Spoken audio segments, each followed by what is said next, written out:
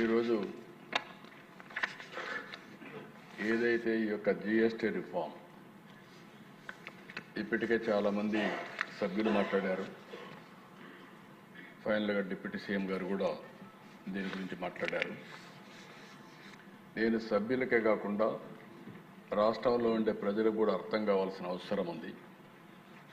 ఇది ఏ విధంగా పేదల జీవితాల్లో ఒక ప్రభావం చూపబోతుంది, అదే కాకుండా ఇండస్ట్రీకి ఏ విధంగా ఉపయోగపడుతుంది, నెక్స్ట్ జనరేషన్ రిఫార్మ్స్ అంటే ఏ విధంగా ఆర్థిక వ్యవస్థ ముందుకు పోతుందో అవన్నీ చెప్పడానికి నేను ప్రయత్నం చేస్తున్నాను. అధ్యక్ష, ఈరోజు నా సుదీర్ఘ రాజకీయ అనుభవంలో నేను మొట్టమొదటిసారిగా సిఎస్టీ చూశాను. అప్పుడు కమర్షియల్ ట్యాక్సెస్ అన్నీ ఉండేటివి. ఆ తర్వాత 94లో నేను ఫైనాన్స్ మినిస్టర్ అయినప్పుడు ఫస్ట్ టైం కొత్తగా యూరోప్ అంతా కూడా కామన్ కరెన్సీ వ్యాట్ ఒకటి వచ్చింది. దాన్ని అధ్యయనం చేయడానికి గవర్నమెంట్ ఆఫ్ ఇండియా ఒక కమిటీ వేసి గ్రూప్ ఆఫ్ చీఫ్ మినిస్టర్స్ని వివిధ దేశాలు యూరోప్ అంతా తిరిగి రమ్మని చెప్పి మమ్మల్ని పంపించారు. అప్పుడు స్టడీ చేశాం. అది వాల్యూ అడిషన్ ట్యాక్స్ వచ్చింది.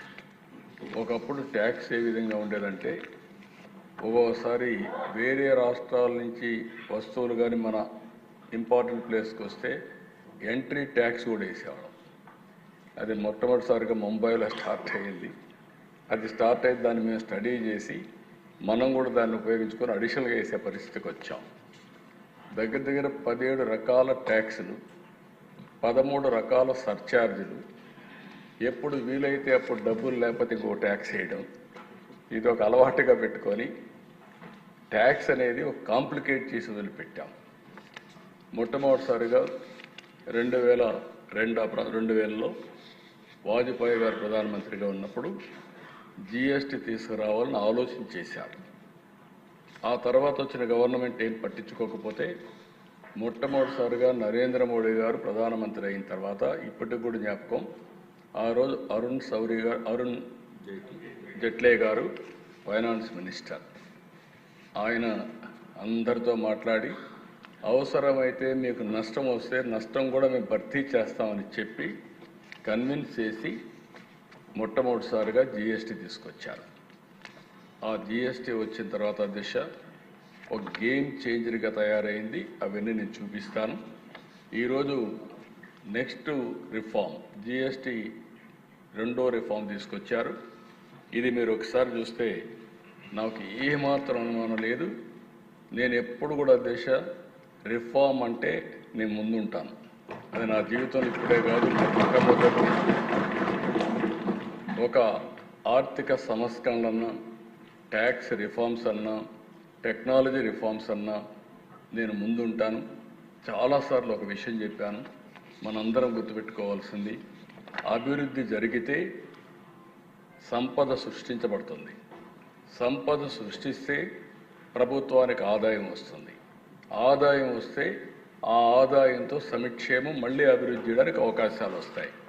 మొన్న ఢిల్లీ మీటింగ్లో కూడా నేను చాలా స్పష్టంగా చెప్పాను, ఎవరైతే సంపద సృష్టించలేరో వాళ్లకు సంక్షేమం ఇచ్చే అధికారం కూడా లేదు. అప్పులు చేసి సంక్షేమ కార్యక్రమాలు ఇస్తే అది సస్టైనబుల్ కాదనేది నా ప్రగాఢమైన నమ్మకం. నా సుదీర్ఘ రాజకీయంలో ఇదే ప్రాక్టీస్ చేశాను.